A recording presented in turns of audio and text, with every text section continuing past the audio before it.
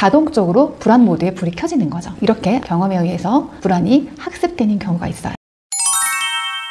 안녕하세요. 공감우리 이소장입니다. 최근에 들어온 상담 중에 또 하나의 내용인데요. 아이가 요즘에 좀 불안해한다고 하세요. 그러니까 어린아이가 자꾸 걱정을 하고 뭔가를 시도하는 걸 두려워하다 보니까 친구랑은 잘 지낼 수 있을지, 자기가 해야 되는 일들은 잘 해나갈 수 있을지 좀 걱정이 많이 되시는 어머님의 상담이었거든요. 누구나 불안을 느껴요. 저도 좀 불안이 높은 사람 중에 한 명이고 누구나 불안을 안 느낄 수는 없거든요. 그런데 문제는 이 불안이 습관이 되었을 때예요. 습관처럼 굳어져 버리면 진짜 불안할 수 있는 상황 외에도 불필요한 불안을 많이 느낄 수 있게 되거든요. 그래서 아이가 어떤 과정을 거쳐서 불안이 습관이 되는지를 좀 이해하고 우리가 부모로서, 교사로서 도와줄 수 있는 방법이 무엇인지를 좀 알아보려고 합니다.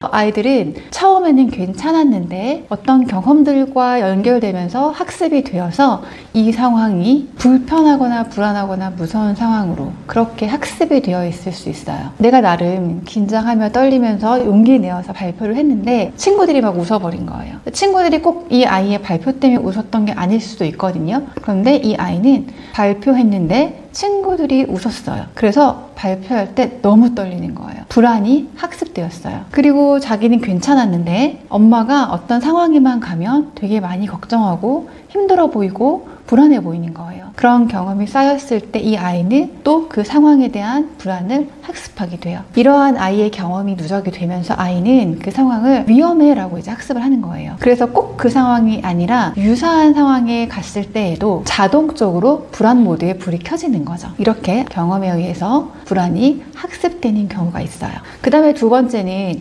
우리의 뇌는 자주 쓰는 만큼 그 부분이 강화된다고 하죠. 그래서 일상에서 불안을 자주 느끼고 표현하게 되면 불안 회로가 더 단단해질 수 있는 거예요. 즉 불안도 습관처럼 강화될 수 있다는 거죠. 그 다음에는 부모가 자주 그거 위험해, 그거 하지 마, 그거 조심해야지 이렇게 이야기하는 부모님들 계시거든요. 물론 아이의 안전을 위해서 필요하긴 하지만 이제 부모의 그런 반응을 자주 보게 되면 아이는 이 세상이 좀 위험한 거구나 이렇게 지레 겁먹게 될 수 있죠. 아이를 보호하려고 하는 본능과 아이에게 불안을 학습시키는 언어를 쓰는 것과 이것을 잘 구분하셔서 행동하실 필요가 있어요. 아이는 부모의 불안을 흡수할 수 있거든요. 우리가 거울신경이라고 이야기하는 게 있잖아요. 부모의 말투나 표정이 아이의 정서 회로를 그대로 자극할 수 있거든요. 그래서 아이는 직접 경험하지 않아도 부모의 불안을 자기의 불안으로 느끼기 쉽습니다. 그러면 나의 불안이 아이에게 전염되지 않게 해주려면 내가 어떤 노력을 할 수 있을까? 일상에서 어떤 연습과 시도를 할 수 있을까 궁금하실 거예요. 몇 가지를 알아볼게요. 첫 번째는 불안을 부정하는 게 아니라 불안에다가 이름을 붙일 필요가 있어요. 우리는 감정을 항상 인정하고 이해해야 한다고 얘기하고 있거든요. 불안은 막연했을 때 우리를 되게 휘감아 버리거든요. 그 불안에 휩싸이면 아무것도 할 수 없거나 뭘 하고 있어도 집중할 수가 없거나 마음이 계속 안정되지 않은 상태로 있기가 쉬워요. 그래서 우리의 감정을 명확하게 명명할 필요가 있어요. 그러면 감정이 또렷해지고 내가 몰랐던 그 모호했던 불안감이 이 감정이구나 라는 걸 알았을 때 이 감정에 대해 적절하게 대처할 수 있는 그 다음으로 나아갈 수 있거든요. 지금 네가 좀 걱정되는구나. 아이가 뭔가 불안해 보일 때 아이의 감정에 이름을 붙여줄 수 있어요. 그럼 아이는 내가 지금 마음이 막 이렇게 울렁울렁하고 안정이 안 됐던 게 내가 지금 걱정하고 있구나 이렇게 알게 되거든요. 알게 되면 걱정하는 마음을 줄이기 위해 내가 뭘 할 수 있을까를 선택할 수 있어요. 그리고 왜 불안한지에 대한 것을 아이가 알 수 있게 도와줄 수 있어요. 그럴 수 있어. 네가 지금 이거 처음 하는 거니까 불안할 수 있지. 그럼 아이가 막연하고 알 수 없었던 그 감정이 내가 지금 이걸 처음 하니까 떨려서 내가 불안했던 거구나 이렇게 이해할 수 있거든요. 이렇게 감정을 명명할 수 있게 되면 감정의 강도를 낮출 수 있어요. 그러면 감정은 내가 다룰 수 있는 무언가로 내려오게 되거든요. 그래서 감정교육에서 가장 중요하고 많은 연습을 통해서 아이들이 할 수 있게 도와주려고 하는 그 부분이 감정을 언어적으로 표현하는 거란 말이에요. 불안도 마찬가지. 불안을 말로 표현할 수 있게 도와주는 게 굉장히 중요해요. 이렇게 첫 번째는 불안을 부정하거나 뭐 아닌 척하는 게 아니라 거기에 이름을 붙이는 거였어요. 그 다음에 또 우리가 불안을 아이에게 전염시키지 않게 아이와 함께 할 수 있는 거는 불안을 다루는 연습이에요. 감정 조절은 뭐 참거나 감정을 없애버리는 게 아니라 정말 이렇게 다루고 조절하는 거다라고 말씀을 늘 드리거든요. 이 불안 역시 내가 모른 척하거나 눌러놓는 게 아니라 다룰 수 있어야 한다는 거예요. 어떻게 다룰 수 있을까요? 우리 불안할 때 뭘 할 수 있을까요? 불안할 때 눈을 감고 심호흡을 3번에서 5번을 해보자. 이것도 불안을 다스릴 수 있는 방법 중에 하나예요. 내가 불안할 때 스스로 선택하는 거죠. 행동을.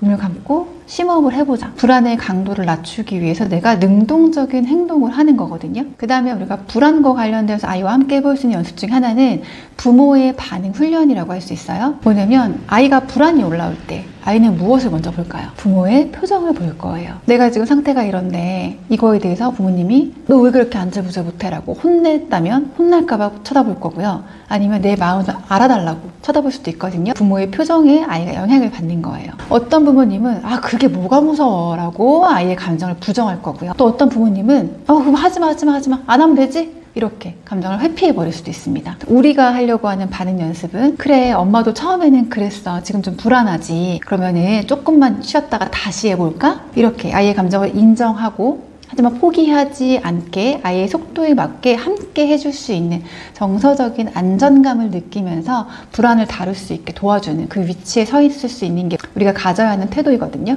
그러니까 즉 불안해도 괜찮아를 경험할 수 있게 해주는 거예요. 불안을 없애려고 시도하는 게 아니라 불안을 느끼는 가운데에서도 행동할 수 있는 힘을 키우는 훈련인 거예요. 그런 모습을 보여주고 그런 경험을 함께 해주면 불안을 이만큼 크게 느꼈던 아이가 내가 다룰 수 있는 거구나. 불안할 때 이렇게 할 수 있어. 전에 엄마랑 같이 이렇게 해봤어. 이런 경험을 점점 학습하면서 불안을 잘 다루는 아이가 될 수 있어요.